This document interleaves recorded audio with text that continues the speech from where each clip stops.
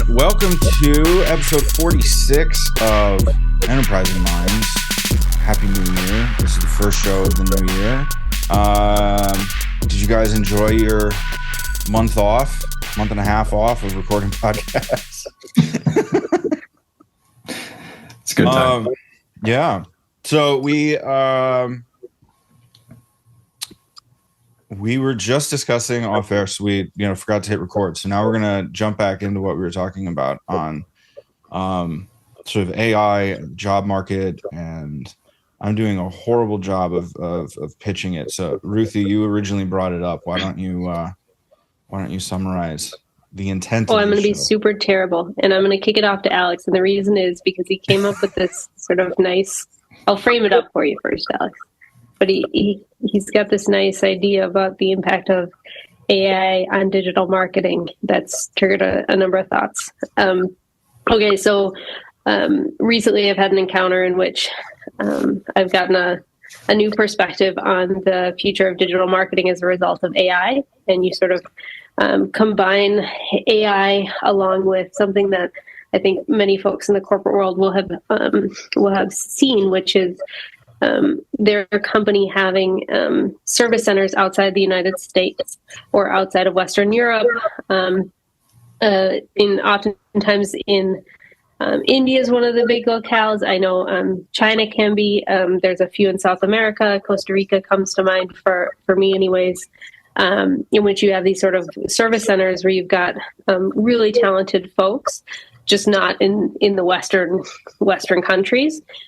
Who are doing a lot, oftentimes more of the tech IT sort of activities.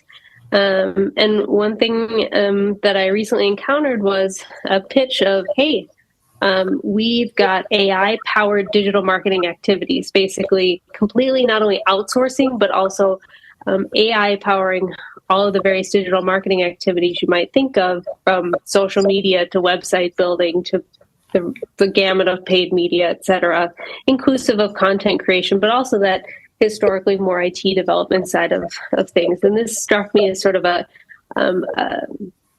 maybe an unintended or surprising consequence of AI was that it would enable a broader suite of people to be doing digital marketing activities, which, at least it seemed from my perspective, were often more kept in the United States market, simply because your familiarity with the folks you're talking to and your closeness with the market. So that was sort of a eye opener for me. And then Alex shared some of his thoughts on what this interaction might mean, or how he sees it as well. So I'll hand it over to you. Sure. Kind of the main thought was basically this harkens back to an idea of back when we had print turning into digital in marketing. And when that happened, basically we had small organizations. They would always have what I used to call the quote unquote web guy, who basically was the one individual who could write HTML, who had some concept of creating a basic website, and they took care of basically that new medium. So that kind of plays here, kind of doesn't. The way it doesn't play is that this isn't necessarily a new medium. We're still taking the same mediums, just doing it in a different way. And the skill sets and the individuals who are practicing it are different.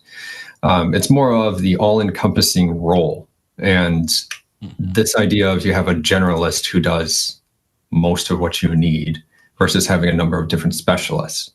And where that really plays through is where that went. So instead of having this one individual, you soon had either you supplemented them with an entire outsourced external agency who helped do database management, email management. Maybe they did, e-commerce, because the web guy didn't know those things, and that was enough expertise there. So it was a skill set gap. Or perhaps it was a resourcing gap where you had this individual being pulled into too many conversations. You wanted to have advice all the time, and they didn't have enough time for you. So you started to build out an in-house team. So then we have this rise of basically much larger marketing teams, as digital marketing teams, as that kind of split off from regular marketing, kind of became its own thing, but also the creation of larger and larger IT organizations. So you have this kind of, it's what I really consider as, you're removing the bottlenecks by, put everything out, and then now you're going to pull everything back in, and you have this rubber band effect going back and forth, because there is pros and cons to both of those things of, how often do we need the skill set? Do we really need it enough to have a full-time person do it? Are we really needing such a large team still do this thing after we've built the site or after we've done the big initiative? Do we still really need this whole giant team that we've hired in? Or do we need these, additional resources? But also during that time, you had a number of traditional print agencies claiming that they could do websites, social media, everything else. Mm-hmm. And they really couldn't. They tried to, but they didn't have the expertise, the innate knowledge to actually execute on that well. Some of them hired in, eventually kind of built up that talent, got some people with some experience. But during those early sales, there isn't enough work for full-time staff who are experts. So we also are going to see kind of the realization piece there. And that's what I was kind of getting to with some of the pre-show conversation was, where are these cracks and how all-encompassing is AI? Basically, that's the two questions. What is the web guy can't do? What is AI cannot do well enough that you're going to have to bring in expertise? And AI is constantly changing and evolving, so that's a difficult question. And then trying to understand where does this go in terms of roles for specializations? Do we see a generalist who is now able to do social media posting, writing, scheduling because they're using an AI tool? Can they write now emails even though they're not really good at writing? And at what point do they not have the ability to do these things? Is it a experience gap? It might even be context and environment where you just don't know the company well enough. That happens often with clients using agencies where the agency just doesn't really get their business, and it frustrates them to the point where they start building out an in-house team. It could be liabilities if they're in a particular litigious kind of environment. There's a number of different pieces there too. So what are your guys' thoughts? What do you think the cracks are going to be where AI is going to basically not work, not be good enough, that you're going to still need in-house talent? One of the things I was thinking about, and the reason that I wanted you to frame that up is because I was so intrigued by this idea. The first thought that came to mind, or a series of thoughts, was, hey, one of the things that you need to enable the AI to be AIs, right? Whatever various models you're using to be effective is you do need some set of expertise to know what it needs to do and to know what's stopping it from being able to do it. Let's use a couple of examples. First, this email marketing example. You're a generalist digital marketer. Could they spin up a few emails and set it? Of course. Perhaps they could also work with the AI to say, hey, what kind of strategy could we create to make this more sophisticated? How do we make a more sophisticated drip campaign? But there we start butting up against, you need to know enough to have that sort of conversation, so to speak, with the AI about what kind of strategy to get towards. And so where we see models developing in such a way that they can be more robust in their ability to provide that strategy without it being inherent in the sort of prompts or the questions, I think that's important. And then the other piece I was thinking of is for some of the activities that your generalist digital marketer needs to do, right? Planning out a campaign, figuring out audience sizes, predicting the impact of a particular paid media campaign. You need the inputs already connected. You need the data sources connected in order to draw from them, especially if you're using some of your historical data or your internal platforms to inform what the campaign will be. And so in that case, that's something that maybe an AI can't solve for you. It needs inputs in order to be able to get that end result. So if you're using internal data, yeah. However, I've been playing around with Google's deep research, the Gemini deep research stuff. Oh man.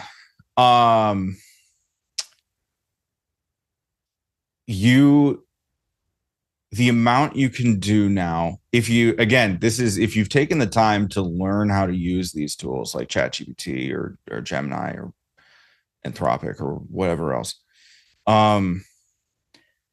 it is unbelievable what one person is capable of doing. Now you have to actually sit there and go, is this generally correct?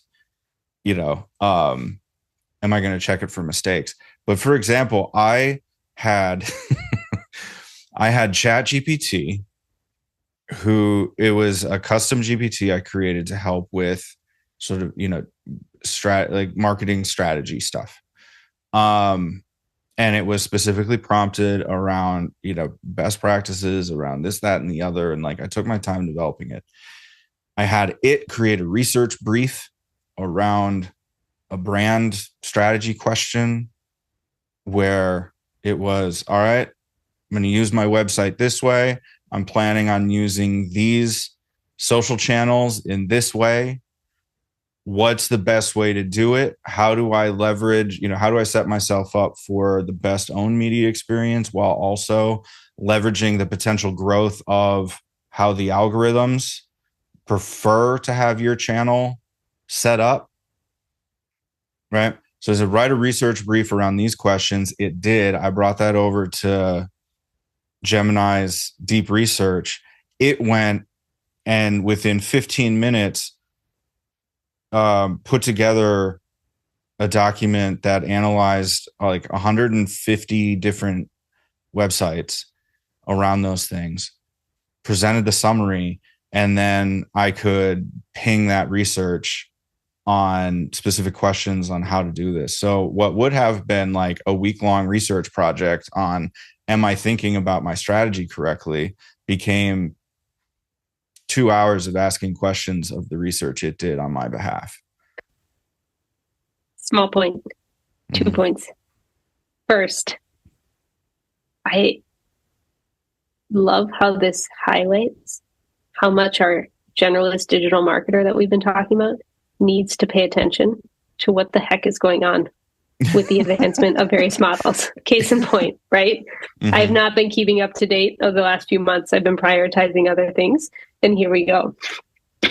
This is Dax, by the way. He's come to join us. If you're on YouTube, my dog just walked in the room.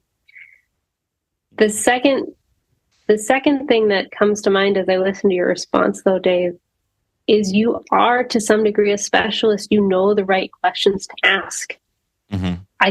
I could foresee a world in which the various models and applications, et cetera, develop in such a way that they're able to take much more broad questions and come up with such a detailed response. Mm-hmm. But I think at least for the time being, you do need to have enough knowledge to be able to ask the right questions to get the type of information you seem to have gotten back. Yes and no. I think I'm going to give you a challenge. I'm going to give the audience a challenge. If you haven't played around with it, or used AI in this way, if you're not sure how to ask the correct prompt, just ask it for help in creating a prompt to do whatever it is you want to do. And it will write the prompt for you. And then you can go to your free version of Gemini or Anthropic or ChatGPT, use all of them, put in that prompt and see what output you get across all of them. It is fascinating because ultimately I can have an inkling of an idea. And I even did this recently with, and I swear to God, Alex, I'm going to get back to your original statement. This is a full circle thing, but I was rewriting my personal biography for my sort of resume site. And I hate writing biographies. Even though I have a writing degree, I can easily write somebody else's. Writing your own biography sucks. Because it's like, you don't want to be braggy, but that's the whole point of a biography. So how do you do it in a way that you feel okay with? So I hit the microphone and I just started talking. Here's my background. Here are the things I'm proud of achieving. This is the way I want to do it. Don't be overly optimistic like the people who programmed you in California. I'm a Midwestern male. Keep it to the point, right? And it did. It was unbelievable. So I had a conversation with it in order to create the draft. So then I could easily just say, I like what you did here. I don't like this. Let's change this, that, try it this way. And within an hour, I had 2 different biographies written, mostly through copy editing from me, but it gave me a lot of different ideas on how to put the biography together. Right. Alex, you've been making faces while I'm talking. Yeah, so I'm going back and forth on this. There's all these little pieces that keep kind of popping up. One is you had a clear vision, and a lot of people don't. Right. You might have had a clear enough vision to send it off to an intern, have somebody else like take a crack at it so it gives you a rough draft. Ruthi sent it out here. Thank you, Ruthi. Okay. It's the other piece that I'm kind of hitting with is there's a difference in level of competition as well. So the competition level will rise with AI being so available. It's being built into tools. You see it built into LinkedIn, you see it built into Microsoft tools as well, where it prompts you and helps you. So it's now elevating that ground level up a stage. So that competition level now will rise to whatever the basics are. You might be missing on your filled out website pieces here and there because you didn't know that you should be creating them, but the stuff that is there probably will be okay and decent. I mean, how websites have changed over the decades, a lot of it is there's no more spelling mistakes. We don't see those really anymore because there's word processing tools that correct that already. They're also getting more complex, more design heavy because like Squarespace, WordPress, all those others that have pre-built templates, it's not a static one pager anymore. It's a multi-page menu, drop downs, everything built out. There's a footer. Most people don't think about building out their footer. Privacy policy, they don't think about it. But Squarespace or LinkedIn Squarespace or WordPress will help you write it. So you can get that policy that you're legally required to do. So I think some of that is still having that vision. And I keep thinking about small businesses in this aspect of, I always got this phrase of like, there's the practice and then there's the business. So the practice would be you're a plumber. The business is you had to get your LLC registered. You got a printer on top of a filing cabinet somewhere in a back office that has the paperwork for your taxes, for the accounting, for all the other kind of stuff. Maybe you need business cards or a sign on the door. That's the business side of it. Everybody has to have some version of that. And then your practice maybe is the restaurant, the plumbing, the manufacturer, whatever it is that you happen to do. And a lot of people focus so hard on the practice, yet don't have the skills on the business. They think they can learn them. Yeah. They try to, and they typically struggle. It can be a lot of businesses aren't profitable because they literally aren't just looking at their bottom line because they don't know how to actually create a bottom line. Like charting and graphing aspect. So I see this as like there'd be pieces there. If they know that. I think that the answer changes considerably when you're talking about, okay, I'm in a big corporation and this is my view from, on top of the hills, right? Whereas if you're in the small business or you're freelancer, side hustler, even a medium-sized business, you're going to have to do more of the general things. You're going to outsource to AI the stuff you don't enjoy doing, which is what you traditionally did with agencies anyway. Like I like going to conferences and talking with people and doing the happy hours, and that's what I want to do with my job. Don't care about writing a blog, right? Well, now you don't necessarily have to. However, as more and more people get used to AI across the web, I think there are certain situations that are bubbling up where there are expectations that it is your voice. So I think like a static web page on a company's website, I don't necessarily care if it's written by AI, because honestly, the copy on most companies' sales pages is so bad anyway that the AI probably did them a favor. However, if you're doing a blog or you're doing a LinkedIn post with your face on the post, like that should be your voice. Especially, I mean, these schmucks that are using AI to just spam comment people on LinkedIn, like of all the places where you should be commenting as you, it's there because everybody can see what you're doing. You immediately come off disingenuous, and you have to ask yourself, do I want my brand to have that hit? I mean, maybe a lot of people don't care, and I understand that. Personally, nah. You got kind of a longer term view of that too. I mean, I guess you would have that expectation of others as well on LinkedIn, that they would have a longer term view of their reputation versus some random brand that they may have thought of in an afternoon and burned it and by the next day. Yeah, I think that's one of the problems with the hustle culture that so many people came up with now, right? Like you're in your 30s and 40s and you came up with Silicon Valley, build things, break things, burn things. You're going to try a whole lot of stuff. You want to be an early adopter because that's what you were told your entire career. And now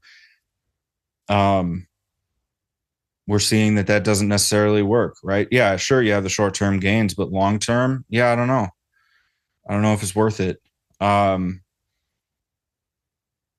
Because, I mean, the other part of it too is if you're creating so much content via AI, there's no way that you can keep track of all the stuff that you published, so that when one of the posts like blows up and you get some negative PR on it, you're going to be really confused because you have no idea that you actually published that. So, how are you going to handle that? And I don't know that enough companies are actually thinking about that. Solo creators, definitely not thinking about that, right? Because you're so focused on just creating things to, try to scrape by a living. That, yeah. I think we're getting back to the question basically with that, because that is one of those cracks where the expertise is missing. Like, you have been able to hire someone on Fiverr to write you 10 social media posts for $1 for 10 years now. Mm-hmm.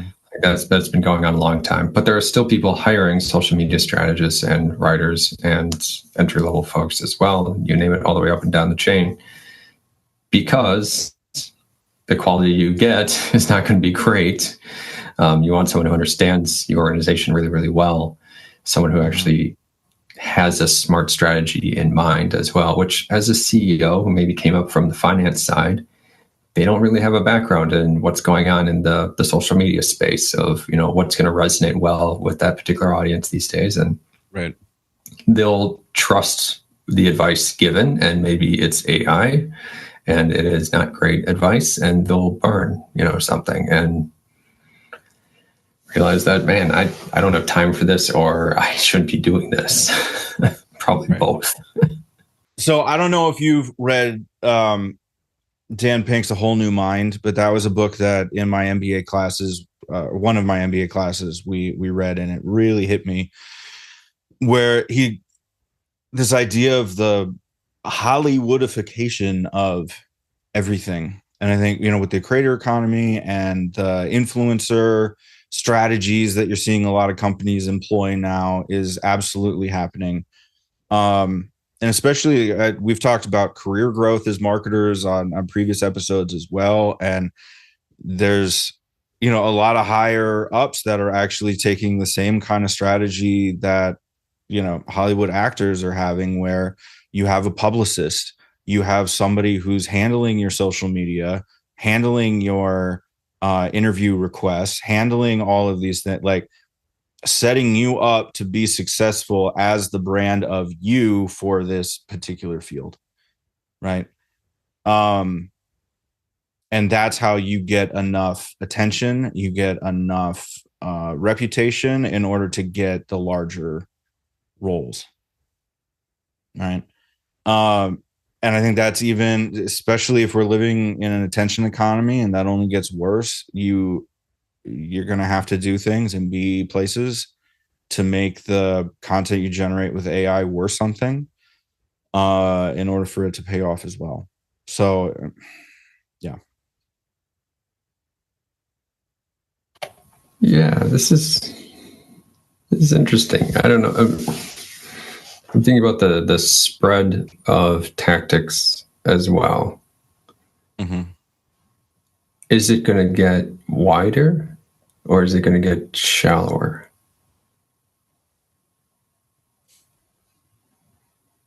Well, I think the if we go off of historical performance, and I'm gonna, again, I'm speaking in generalities, but like, what's the advice you see for small businesses and creators all the time? It's pick a channel, be really good at that channel, and when you have that up and running and going well, then you diversify your channels, right?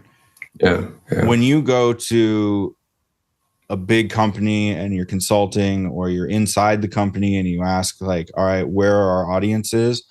They're like, well, we're going to develop this campaign and we're going to have a podcast and a video and we're going to be in these 4 social media channels. And you're like, okay, but these are all bespoke content pieces. Like, are you not repurposing anything? Like, how are you, so it's like, we're hitting the same audience in 13 channels. And like, so you're not going to talk to anybody anywhere then, because you're not going to be remarkable anywhere, and you'll just rely on paid to boost your message because it's not going to be good enough to stand out on its own. Yeah. Right. So I think if AI will enable the corporations to make more content for all of their channels, and it will just continue to be the boring, bland, legally approved right stuff. Can I switch to a different topic? I got a question that has been burning in my brain, and I'm not finding an answer to it. I just had this conversation yesterday with someone, and I still don't have a good answer for it. What I want to bring up is AI tools and their use of the internet and searching the internet. Kind of continuing off your point of basically of organizations, if content is easy to create, they're going to create a lot more web pages. And there'll be just a lot more websites and pages out there if you can literally create an entire website with a prompt, which you can now. Right. That's just one more page. Like, that creates an explosion of content. And then here's the question that I don't have an answer to is, how do you handle the hardware side of this? Basically, like, Google has geothermal basically fed servers because it's so expensive to have all these servers, which, I mean, when you search on Google, you don't search the internet, you search their copy of the internet, which means they visited all these web pages and very slowly, just like you in your browser, pinged that server, got a file back, pinged the server, got a file back, and they eventually created a copy of that one web page, and they did it as far as they want to. Which is the difference between searchable web and the dark web, is those 2 lines. But really what it is basically it's massive numbers of hard drives filled with copies of pages. And when you're searching on Google, you're searching those hard drives, which is horribly expensive. Yahoo couldn't handle it. That's one of the reasons that they failed. That a bunch of business concerns as well, but one of the major ones is they couldn't handle the data. Mm-hmm. Microsoft and Bing have struggled with it. They finally seem to have kind of gotten it, but they literally put their servers inside of shipping containers and sink them in the ocean because it's so expensive to cool them. I mean, it's like there's these weird cases happening because of just the massive amount of data. I mean, YouTube, they talk about, like, it used to be 127 hours are uploaded every minute. Like, that's just a losing game. Literally every minute you got hours, and how many hundreds of hours can your laptop handle? Like, it's a hard drive problem. But like DeepSeek with $50 million versus $250 billion, it doesn't matter. They don't have that hardware. So are they searching the web? I mean, I know ChatGPT has a relationship with Microsoft, but are others just searching via Google? I mean, I know there's some AI bots out there that are trying to start scraping, but there's a hardware. Did you see with DeepSeek? ChatGPT came out and was like, we think they scraped our documents to short end the the DeepSeek stuff to make it as good as ChatGPT. It's like, that's the thing. I mean, So many others are people gonna are do not that too. talking about like, hey, okay, yeah, it is a Chinese run thing. So whatever they tell us in the approved PR statement is only a portion of what reality is. I mean, you can't. Fair, but the hardware problem. Yeah. How does ChatGPT, Claude, everybody else handle the web? So there's some interesting conversations, at least that I've had after ChatGPT released their operator stuff, where it's like it can actually take your browser and start doing stuff on your behalf. Yeah. Agent work, yeah. Yeah. Some of it is like, okay, that would be really cool. Other pieces of it are, I'm not comfortable with you having my credit card information, so no, you won't be booking my travel for me. Like, sure. And that's a trust thing that can change with time too. Yeah. I mean, and that's where I think where we are now is similar to when Google first came out with search. They had to teach people how to search. Right. Yeah. And a lot of the things that we're discussing right now, I mean, that's first adopters, right? Think about your parents or your friends that are a mechanic or something. Like they don't know. They're playing around with it, but okay. The interesting thing with operators is that hit me, at least, was if you look at like marketing automation and that whole digital marketing funnel, there's an assumption that a user is a human user and therefore could be a lead. But if you have a robot researching on behalf of a person, and all of a sudden your pages get, massive amount of traffic, and your lead quality goes down, your salespeople are less productive because these people didn't want to be called, but you didn't adapt your sales funnel to it, right? Like there are all these knock-on effects of that, where we have some really baked in assumptions here for how this whole ecosystem is supposed to work. And so like it might end up just being more of a in the moment thing. Like you either capture the conversion in the moment, or these longer tail sales things, you provide the research and they contact you. But in terms of like inside sales, man, that's going to be really hard. If you've got chat bots looking at all of your documentation and providing feedback to the robots that are searching and asking questions on what's the pricing, where's the documentation, how do I put together this research report for the person who queried this research, that's a totally different thing than how we've assumed online sales will go. And in terms of the hardware, you're going to have to do a ton of infrastructure. You're going to have to just the energy costs alone for electricity. Like, we talked about that previously, the 3 Mile Island and the geothermal, and Microsoft, throwing down 80 billion. Like, yeah, there's some limitations here as it scales up. Yeah, that's a really interesting point about like bots on sites increased in intelligence. What does that do to, the companies that are receiving that traffic and those queries and those forms? Mm-hmm. That's a messy situation. I mean, we've already seen reports that the majority of clicks now on the internet are actually from bots, which is not surprising. I mean, software can click 1 million times a minute versus human beings are pretty slow. Mm-hmm. So you're going to see small amounts of software doing big impact, but when it starts being more credible traffic, because right now it's like, oh, it's bot traffic, we exclude that from our analytics. We block it or honeypot it or whatever with our server systems, and Mm-hmm. we try to like slow it down and kill it off, basically. Mm-hmm. If it's not Googlebot or the ones we want. But yeah, now you'll be at a point where you have massive usage, which will have power costs, which will have processing costs. What if Google's going to become a paid service, subscription service for all these different AI tools? If they're going to start having to basically funnel money through Google just to deal with the fact that they're going to be crazy on their systems and their servers. Like, maybe. I might see a deal come up.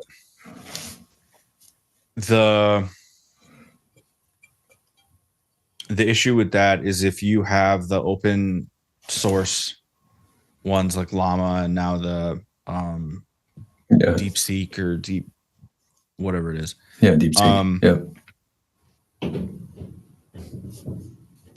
Your paid model has to be really good. Like really, really good. And that's where like Google and the Gemini stuff for me is really good for research and discovering sort of the directional things. For what I do, like if I want a YouTube description based off of a transcript, I'm going to ChatGPT on that because the output is just better. Sure. Right. So, I mean, that's where, you have to play around. You have to figure out what works and what's good for that. But,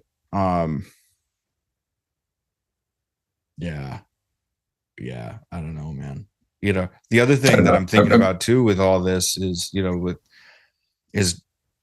okay, if you are on the corporate side, cool. You already have a job. You have some adaptability. I think about where I was 15 years ago as the guitarist turned marketer, where it's like, just somebody give me a chance and I'll show you what I'm capable of. Like all the recent grads. How do you get the experience? With all the hiring problems now and all the, everything needs 5 years of experience for an entry-level job. Like that. Yeah. No. That's what I'm thinking about right here. The exact same situation. I literally was thinking the same thing, because these applicant tracking systems, ATS systems that you are applying through like Workday or LinkedIn or any of these other ones, they're doing keyword matching. And people today are... I even know some people who have now done this successfully. They take the entire job description, put it in white font and white text and smallest font possible, and throw it at the end of their resume. And now they've gone on interview panels because they have a 90% match rate to the job description. It's white on white. It is the old SEO trick from like the late 90s, early 2000s, and people are using it and it's working right now. But the reason why we have these systems and why they're suddenly like in place and being used so heavily, even though they're not, the capability clearly isn't right, is because of remote work and AI created resumes, mostly remote work. So now you got thousands of resumes hitting a company. I mean, how do they handle 1,000 resumes? They're not going to read them. So they use one of these systems to try to sort through them. But the problem is, based on keyword matching, you might be a team lead at a construction company and you're applying to supervisor level 1 at a manufacturing place. And since you had team lead, not supervisor, you have a low match rate. So even though you're by skills qualified, by keywords, you aren't. Yeah. So it's the same thing that Google went through, which was keyword matching, and eventually went to topic and like purpose kind of intention driven searching, which said, no, when you're searching for new shoes, that's a commerce search. You're not looking for the latest releases by, press release. Instead, you're looking for pair of shoes that you're going to buy. There's like these like intention isn't there yet. And the system currently is very, very broken. I mean, hence why white on white works. It's because it is very broken. But that's the same thing that's going to happen here. There's basically, you have intelligent agents who are going to be filling out forms on behalf of individuals, and they'll fill out 100 forms to try to get the pricing information to respond back to you and say, we have looked through all the options for buying whatever widget, and this company provides the best pricing. which now these companies are going to get slammed with questionable quality leads that are from real customers, but is being sent via a piece of software, so it looks not legitimate. Man, yeah, I mean, like I was saying, mind blown. Like you're right there of just, that is a different world and is not one that we are currently prepared for. Like Akamai, I mean, any of the big server companies, their response would be bot traffic, block it. Right. However, you don't actually want to have that happen, but you also don't have a way to handle it. Well, and God forbid you signed a usage contract. Yeah, I know. Yeah, right. Because your servers are going to blow up, the amount of visits and everything is going to just go nuts on you. And yeah, that was the thing I was talking to this person yesterday about, is there is no cloud really. And I think that's a big fallacy that a lot of people have about the internet, is you have Wi-Fi, yes, but your Wi-Fi is going to your router, which literally has a wire connected to it.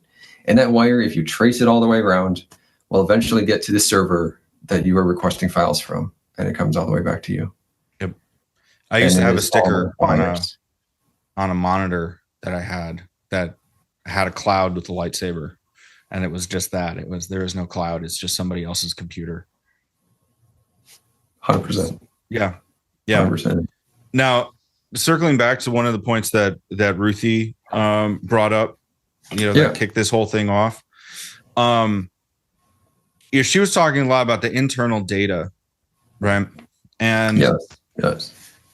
It's like, I think one of the places where the AI content can be helpful is if you don't know what's going to work, right? Very traditional marketing problem, right? I have a great product. I need to inform people about it. How do I do that? I have all these various channels I can choose from. I'm going to do a campaign in one, a campaign in another. I'm going to see what works. And if I feel like there's a little traction in one of them, I'm going to shut down the other ones and devote more time to that one. Right. So like, if you can do more of those experiments more quickly with some kind of generic AI stuff, okay, well then maybe as like a experiment piece. And then that's where you come in later with all right, let's get that email marketing specialist who can really focus in on the numbers and deliverability rates and look at the neighborhoods that we're sending from, and, all of those things, because that tactic works for your marketing mix. But if you don't know if TikTok's a good strategy, well then, you'll need to experiment with that. I mean, you can do less with AI in TikTok right now. But just wait. So yeah, I think that's going to be one of those more interesting things where I think the creatives and the small business side of things will start matching up with the larger enterprises, where, okay, we have to run these experiments. We don't know where the audience really is or if they'll interact with us in this way on this channel. Those would be good things to use that for. But again, you have to make sure that it's aligned with the brand. It has a good tone of voice. You're not just copying and uploading in bulk, right? Because I mean, that is definitely I need to plan 3 months of social media content. Nobody wants that job, right? But you have to have someone apply some thought to it. Yeah. Because otherwise it's just going to be, it's going to be 3 months of junk that's just not going to work and not going to convert and whatever. This really just smacks of like old school marketing of just like, we ran a print ad, we ran this, we went to a trade show, we did this, and we feel like there's a car dealership I worked with once from an agency. There's a chain of car dealerships, like they had a lot going on, right? Yeah. And we came in there for a monthly presentation, showed the results, and the owner was like, I don't believe it. I don't believe any of your numbers. And it's like, what do you say to that? He's like, what I do believe is when some guy comes in here on a Saturday and he's got a newspaper underneath his arm and he's got a highlighter around our ad. So I know it works. And it's like, yes, you're right. That worked for that individual. Everybody else, I don't know. And you don't either. What we have is the numbers we have. Yeah. And this is what we can show, and this is what we can prove as far as we can. And then it's a question of, which is the same with ROI. ROI is actually an emotional statement of, do you feel this was a good return on your investment? Mm-hmm. And you can look at it from a financial perspective, or you can look at it really, which most people do, from a tactics perspective. So it's a little too early because there's no dollar value quite yet. So instead it's lead quality, which is, again, not a good qualitative metric. Well, and how many huge companies do you know have the data cleaned up enough to implement any of these things? Nobody. I don't know anybody. Yeah. So yeah, I just heard of a massive corporation that's like one of the Fortune 100 ones who just got web analytics. Just in time for everybody to move off of all those platforms. Yeah. No, it's like, oh, that's good. I'm glad they got to the early 2000s. They're just 25 years behind. Man. Yeah. Wow. Okay. Remind me to tell you something off camera. All right. Thank you everybody for making it this far in the episode. Appreciate it. Hit us up. Absolutely. We've got YouTube. We've got the email in the description of the podcast and YouTube. We're on Instagram. So hit us up. Let us know what you think. What have you come across? Is there any other topic you want us to discuss in this vein? I'd be really interested to know what's going on. But transcript, show notes in the links as well. So with that, we will see you. Have a great 2 weeks, and we will see you with another episode of Enterprise Minds. Take care. Thanks, all.